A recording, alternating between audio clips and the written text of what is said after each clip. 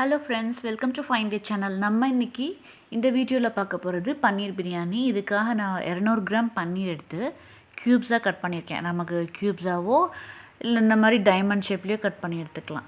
இப்போ இதை ஒரு மேரினேட் பண்ணி வச்சுக்க போகிறேன். நம்ம பிரியாணி செய்கிறதுக்கு முன்னாடியே 1 மணி நேரத்துக்கு முன்னாடி கொஞ்சமாக உப்பு, மிளகாத்தூள், கொத்தமல்லி தூள் ஒரு 1/4 ஸ்பூன் தான் சேர்த்துருக்கேன். இது கூடயே சீரகம், மிளகு, சோம்பெல்லாம் அரைச்சது தான் அது. அப்புறம் கொஞ்சமாக கொத்தமல்லி தழை, புதினா தழை, இது எல்லாத்தையும் ரொம்ப குட்டி குட்டியாக சாப் பண்ணி வச்சுருக்கேன். இது கூடவே ஒரு 2 டேபிள் ஸ்பூன் தயிரும் சேர்த்துட்டு நல்லா மிக்ஸ் பண்ணி 1 மணி நேரத்துக்கு நான் ஊற வச்சு எடுத்துக்க போகிறேங்க.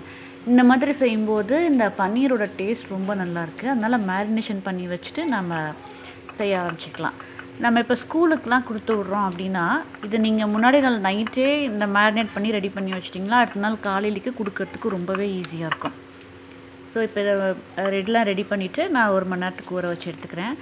இப்போது இந்த ஊறிட்டு இருக்க டைம்லேயே நான் என்ன பண்ணிக்க போகிறேன்னா, வெங்காயத்தை நல்லா ப்ரௌன் கலரில் வதக்கி எடுத்துக்க போகிறேங்க.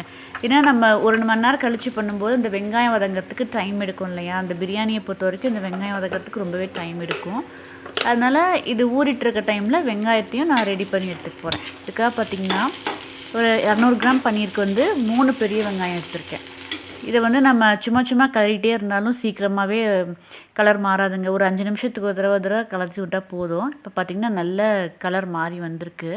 இதை அப்படியே ஒரு ஓரமாக எடுத்து வச்சுக்க போகிறேன். 1 மணி நேரம் கழித்து நம்ம பிரியாணி செய்ய ஆரம்பிச்சிடலாம். இப்போ 1 மணி நேரம் ஆச்சுங்க. ஒரு ப்ரெஷர் பேனில் தான் இன்றைக்கி நான் செஞ்சுக்க போகிறேன்.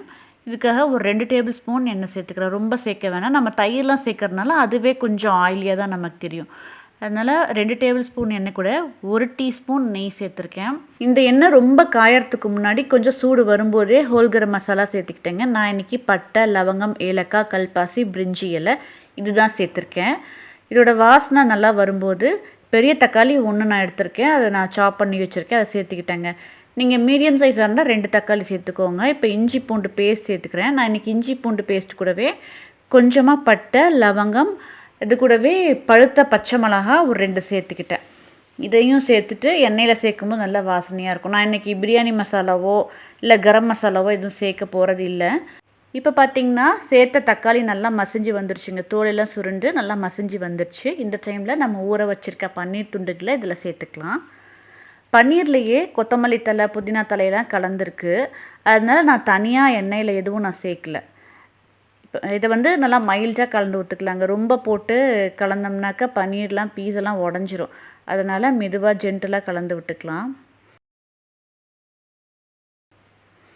இப்போ பன்னீர் கூட இன்னும் கொஞ்சம் மிளகாத்தூள் 1/2 ஸ்பூன் சேர்த்துக்கிட்டேங்க. ஏன்னா சாதத்துக்கு ஏற்ற அளவுக்கு நம்ம வேணும் இல்லைங்களா. அதனால் இன்னும் கொஞ்சம் 1/2 ஸ்பூன் மிளகாத்தூள் சேர்த்துட்டேன். இப்போ இது எல்லாமே இந்த மசாலா நல்லா கோட்டாகி வந்துருச்சு பன்னீரில். இப்போ ஊற வச்சுருக்க அரிசியை இது கூட சேர்த்துக்கிறேங்க. நான் இன்றைக்கி ஸ்பெஷலாக எதுவும் பாஸ்மதி ரைஸோ சீரக சம்பாவோ எதுவும் சேர்த்துக்கல. நம்ம சாப்பாட்டுக்கு யூஸ் பண்ணுற நார்மல் பொன்னி அரிசி தான் யூஸ் பண்ணிக்கிறேங்க. இதுவே நல்லா தான் இருந்துச்சு, ரொம்ப நல்லா இருந்தது. இப்போ நம்ம அளவு தண்ணின்னு பார்த்திங்கன்னா 1 டம்ளருக்கு 2 டம்ளர் தண்ணி சேர்த்துக்கிறேன். ஏன்னா அரிசியை நல்லா ஒரு 1/2 மணி நேரம் நான் ஊற வச்சிட்டேன். அதனால் எனக்கு 1 டம்ளருக்கு 2 டம்ளர் தண்ணி சரியாக இருக்கும். இப்போது சாதத்துக்கு நல்லா உப்பு போட்டுட்டு இது கொஞ்சம் கொதி வரும்போது உப்பு காரம்லாம் செக் பண்ணிக்கோங்க. தண்ணி நல்லா கொதித்து வரும்போது ஃப்ரை பண்ணி வச்சுருந்தோம் இல்லைங்களா, அந்த ஃப்ரைட் ஆனியன்ஸ் இதில் சேர்த்துட்டு ப்ரெஷர் பேனோட லிட் போட்டு க்ளோஸ் பண்ணிவிட்டு ஹை ஃப்ளேமில் வச்சு ஒரு 3 விசில் வச்சு எடுத்துக்கலாங்க. அது கரெக்டாக தான் இருக்குது. ஒட்டவும் ஒட்டாது, இல்லை வேகாமையும் இருக்காது, கரெக்டாக இருக்கும். இப்போ இந்த ஃப்ரைட் ஆனியன்ஸ் சேர்த்துட்டு நான் லிட் போட்டு க்ளோஸ் பண்ணிக்க போகிறேன்.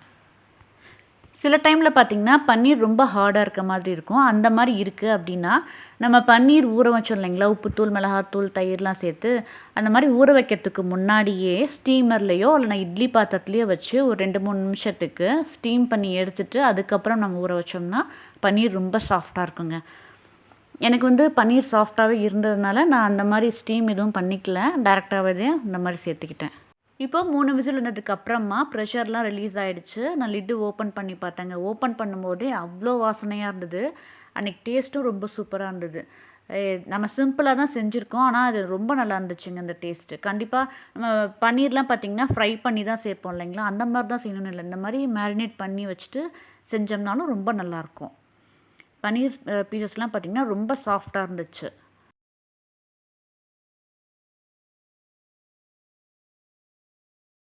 இந்த பன்னீர் பிரியாணி இன்னும் கொஞ்சம் ரிச்னஸாக இருக்கணும் அப்படிங்கிறதுக்காக நான் நட்ஸு சேர்த்துக்க போகிறேங்க. நட்ஸ் வந்து எல்லாருக்குமே பிடிக்கும்னு சொல்ல முடியாது இல்லையா? அதனால் கொஞ்சம் தனியாக எடுத்து வச்சுட்டு மிச்சத்துக்கு நட்ஸும் கொஞ்சமாக லைட்டாக ஒரு ட்ராப் வந்து ரோஸ் வாட்டரும் சேர்த்துக்க போகிறேன். ரோஸ் வாட்டர் சேர்த்தா எப்படி இருக்குமோ நினைக்க வேணாங்க. சும்மா ஒரு ட்ராப் சேர்க்கும்போது அதோட டேஸ்ட் பார்த்திங்கன்னா ரொம்பவே நல்லா இருந்துச்சு. அதோடய ஃப்ளேவரும் ரொம்ப சூப்பராக இருந்துச்சு. பார்த்திங்கன்னா கேஷ்யூஸ்லாம் ஃப்ரை பண்ணி வச்சுருந்தேன். அதுவும் ஒரு ட்ராப் ரோஸ் எசன்ஸும் சேர்த்துட்டு மிக்ஸ் பண்ணிக்க போகிறேன். இப்போ நம்மளோட பன்னீர் பிரியாணி ரொம்ப டேஸ்டியாக சூப்பராக ரெடி ஆகிடுச்சுங்க.